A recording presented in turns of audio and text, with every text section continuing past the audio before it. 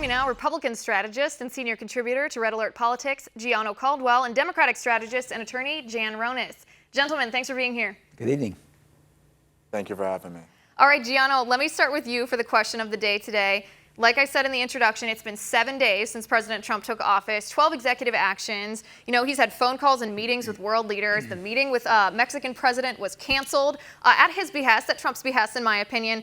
In your opinion, these first 7 days, have they been a satisfactory first week? Productivity. I must say that President Trump has, quite frankly, impressed me. And I think he's provided a satisfactory record of accomplishments in his first 7 days. Not only that, with all the promises and commitments he's made on the campaign trail on day 7, day 6, day 5, day 4, 3, 2, and 1, he's been accomplishing those things in a very efficient manner. Another thing I appreciate about President Trump is the fact that he's not an ideologue. So he is not the Republicans' president. He is not the Democrats' president. He's America's president, and he's been laying out an agenda that's America first. And we're seeing those things lay out very quickly and clearly here. Right, and that's what President Trump said when he was President-elect Trump and candidate Trump. He said he was going to be president of the United States of America. He wanted to unite. He wasn't just going to be a partisan president here. Jan, let me turn to you. These past 7 days, we've seen President Trump fulfill promises that he made on the campaign trail. As a Democrat, someone looking at this from a different perspective than Gianno here, does that give you more faith in what President Trump will accomplish these next 4 years?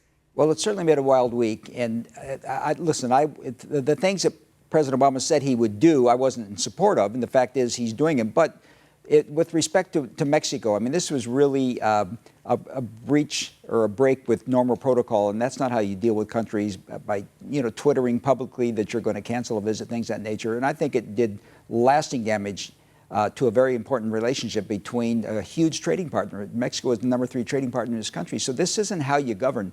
And so, I don't slight President Trump on doing the things he said he was going to do, even though I didn't support him, because that's what he said he was going to do. But the manner in which, for example, he's approached the relations with Mexico, I found very offensive. And I'm sure other countries feel the very same way. Well, I think the Mexican president certainly feels that way. He's expressed that. Gianno, let me ask you the follow-up question to this. When President Trump tweeted this out about the anticipated meeting on January 31st with the Mexican president, is this just a new kind of diplomacy that we're seeing, that President Trump is going to do these things more publicly instead of sending these through channels that we, the everyday American people, don't typically see? Certainly, and I think we've seen that through a very unconventional election cycle. Even him being president-elect has been fairly unconventional. As we see, there's a continuation all the way to the White House. Now, I would say Mexico definitely is a very important diplomatic partner, if you will. However, we have been losing out when it comes to that relationship with Mexico. There's a $58 billion trading deficit when it comes to Mexico. And the folks that come here illegally, we're spending about $113 billion to take care of those individuals. So when there's like this diplomatic crisis, if you will, I disagree with that only if you're considering the fact that it's been decades that we've been getting ripped off, as Mr. Trump has said, and we've been taking care of people who are in this country illegally. So versus us taking care of our veterans or our poor, we're spending that money for people who don't belong in this country. So when I hear things like that being said, I feel like it's an alternative fact, simply because no one is giving consideration to the people who belong in this country, who are here legally, and who pay taxes, or if their parents pay taxes or their family members pay taxes. Right, and Jen, let me turn to you, because I think that's almost hard to disagree with as the everyday American people, whether you're Republican or Democrat.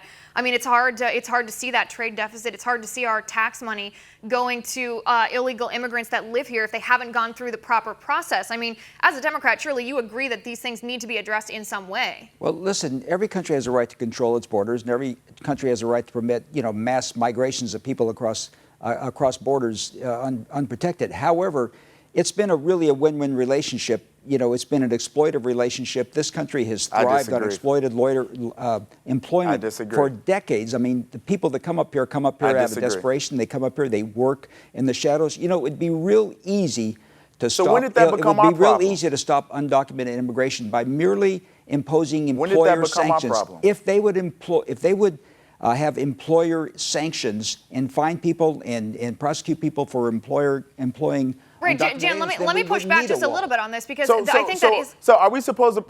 No, Gianno, go ahead. Are we supposed to provide some compassion? Are we supposed to provide some compassion for people who thought that it was the American way? But yet, if I go to Mexico right now, they're going to ask me, how long do I plan to stay there? And they're going to ask for an address so they can come and get me if I stay there longer than I should. When it comes to Mexico, they believe in law and order when it comes to enforcing their immigration laws. You can't go over there and overstay a visa. You can't go over there and creep among the over the wall. You can't do those kind of things. So why is it that we in the United States of America, there's a problem or it's considered racist if we are talking about increasing the security of our border or protecting our border? I'm tired of the left, quite frankly, in the media, continuing to assail those who believe that we should have America first and protection of our own country. Listen, versus those you're that we should be confusing having issues. compassion for that are here illegally. Left or right, nobody supports the mass movement of people's undocumented across borders. The fact of the matter is it's been going on for a long time, and it's somewhat impossible to stop. However, there is another problem which is festering in this country,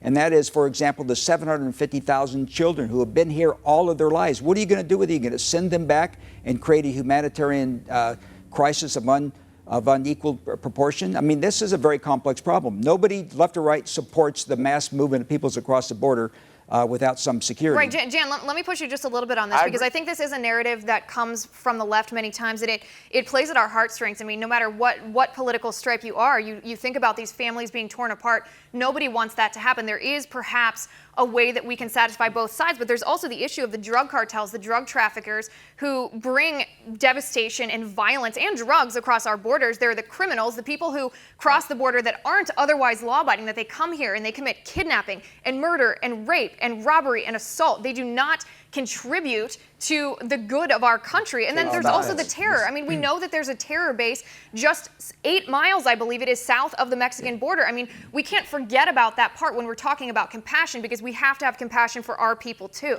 There are tens of millions of undocumenteds working, toiling away in this country for exploited wages that contribute mightily. In fact, millions of those people pay Social Security taxes and other taxes under phantom accounts. That money becomes just it inures to the benefit of the American taxpayers because it's not money that they can claim. But listen, this country has prospered by exploited labor. If they were to employ and have employer sanctions, you wouldn't have the kinds of problems that you're describing. But for some reason, Congress, both Republicans and Democrats, have always refused to have employer sanctions, fines, penalties, criminal penalties, things of that nature. That would stop this undocumented immigration you're talking about. But you have to separate it out from the people who have been here, the tens of millions of people that have been here for 15, 10, 20, 30 years. They have to have some kind of compassionate relief. Right, Gianno, quick response here because we're running out of time, but go ahead. To that point, if I may, to that point, then we should definitely have some compassion for the folks that are being taken advantage of by giving them a first-class ticket home. And we're going to make sure that they get home very safely and they can live their lives in Mexico or wherever they're from, wherever. And what are you going to do with their children? The border they're from. What are you going to do with their children? What are you going to do with their children? If they're here as citizens, and President Trump has said that there's going to be some compassion when it comes to dealing with the children. Well, I hope so, but that's not what he said on the campaign trail. I hope so, but that's not what he said on the campaign trail. As you mentioned, it's a very complex. As you mentioned, it's a very complex problem, and those issues are being worked out right now. Right, and I think just that point, Jen, you're correct in the sense. You're correct in the sense, Jen, that on the campaign trail, President Trump, candidate Trump at the time, did say he was going to round up everyone and deport everyone, but that's not typically the Republican position on this. And I think perhaps Marco Rubio said this best during his campaign, that after the border is secure, after we've dealt with the criminal alien aspect of this and made sure that our country's safe, then you gauge the temperature, the American people's appetite, the Republican Party's appetite for the compassion. I think that you'll be surprised. Gentlemen, we are out of time. Thank you so much for being here, both of you.